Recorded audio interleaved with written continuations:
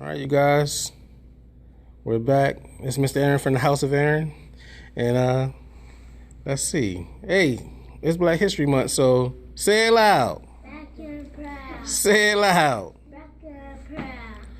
As you know, we covered some people. We covered Billie Holiday so far. We covered Martin Luther King, Reverend Dr. Martin Luther King. We covered who else did we cover, you guys? Jackie Robinson. We also covered, here, let me get that. I put it in my pocket. We covered Jackie Robinson, Harriet Tubman, Rosa Parks. You don't need your gloves on, buddy. So working with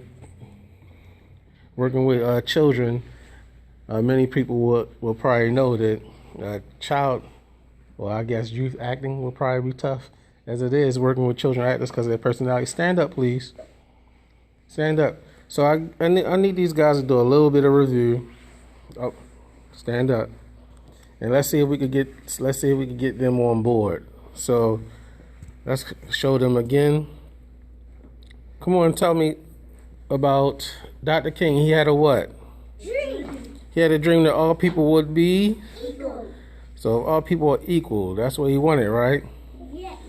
So tell me about a little bit. Let's go 2 facts. Rosa Parks. Rosa Parks. Who did she work with? Who did Rosa Parks work with? She worked with Dr. King. And what happened with her? Where did she have to go? She went to where? Where did she go? She went to jail because she didn't do what? She didn't move on the bus, and that started a boycott. Watch out for the painting. Watch out for the picture. All right, we don't want to knock down Uncle Sammy.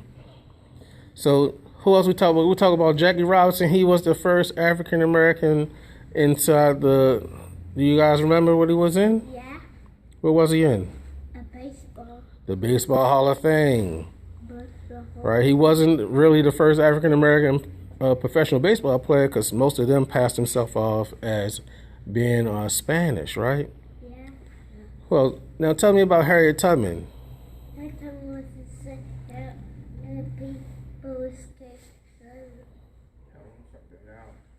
Right. You said. Aaron, tell me something else. Right here underneath this building is the top Orchard Street runs along underneath here. Harriet Tubman went through this area with one of the underground passages.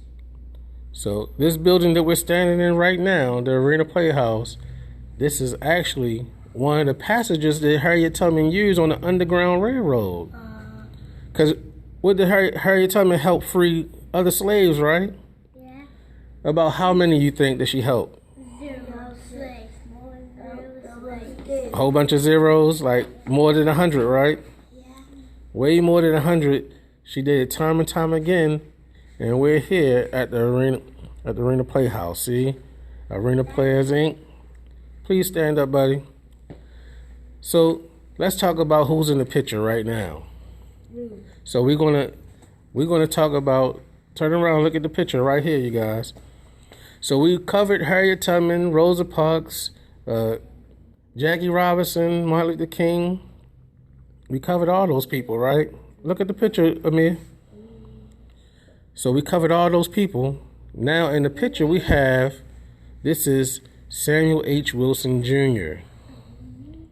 Yes, and this is my great uncle. Is your uncle? It's your uncle too, buddy. So he was born in 1921. He went to Frederick Douglass High School. He went to Coppin State College at the time. That's where we started. That's where the theater stuff started at. And it came here to McCullough Street, right? Right. And the street outside, we're going to also get a picture of that. The street name is now right here on this block, Samuel H. Wilson Jr. Way. So I know I spent many of my childhood years in here, and I just wanted to come back. It's Black History Month, and I was thinking about my uncle last week, because last week was actually February 12, 1995 is when he passed away. And Mr. Aaron, I was 15 years old at the time. I was 14 years old because I didn't turn 15 until May. So I'm gonna give you guys some facts about Samuel H. Wilson Jr. Okay? Just like how we have facts about everybody else, we want to get facts about him as well. But I'm gonna tell you one of his quotes. I'm gonna tell you one of his quotes that he always talked about, that you have talent in you that shouldn't be wasted, right? Yeah. That we need to share our talents with everybody. So everybody has something inside them that they must share and not take with them. I believe my Uncle Sammy was like 70 or 73. It's like 73 years old when he passed away. And like I said, now I'm sharing my talents. He was a teacher. I never thought in a million years that I would be a teacher. But my Uncle Sammy, he's part of the reason why I do teach. Because I want people to reach their potential, right? I'm going to tell you about one of the people that my Uncle Sammy have influenced. I'm going to tell you about Mr. Holmes. Mr. Holmes was an English teacher. He was my 9th grade English teacher at Forest Park High School. And guess what? I failed his English class for the very purpose of, you know what he told me? Yeah. Mr. Holmes told me that I was doing good enough. I was doing just good enough, not doing my best. And he said maybe he was talking about my uncle, and he was saying, your uncle would know you could do better. I know you could do better, and because you didn't give me your best, I didn't give you the best grade you should get. And because I was doing just good enough, he made sure that I didn't pass. He didn't let me slide because I was just doing enough to pass instead of doing enough to be great. So that was Mr. Holmes. That was somebody that was influenced from Uncle Sammy, who set me straight in school.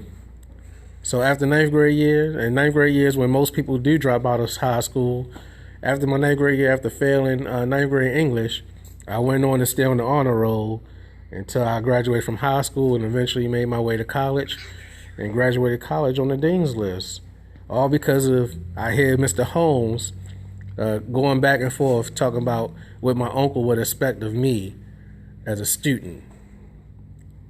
So I expect more out of you guys as students, even right now. Okay. Mr. Holmes will be here today?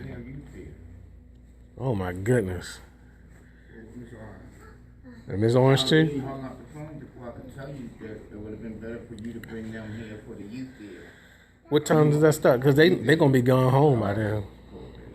I know. They're here on Saturdays too. You don't have them on Saturdays? No, I don't have them on Saturdays. Yeah, okay, but well, if you want to stop by, Ms. Orange and George Holmes will be here. Oh my goodness. She'll probably get in here about 4:30. And when I did youth theater for about 2 years. And Ms. Orange? Yeah. George was my English teacher too. You went to WoW? No, this one he was at Forest Park. Oh, okay. And I definitely failed his class based on the fact that he saw my effort wasn't where it's supposed to be. And he said it was good enough to pass, but no, you're not going to pass because you're just trying to get by. And I went on to set a standard of honor roll or better. So, hey, you guys, let's end it right now. Let's say it loud. All right. So this is Mr. Aaron from the House of Aaron, and we're here at Samuel H. Wilson Jr. Way, right here in Baltimore City in the Arena Playhouse. My Uncle Sammy, and we're signing out, and we'll see you in the next one. We out Wednesday, you guys. So we out.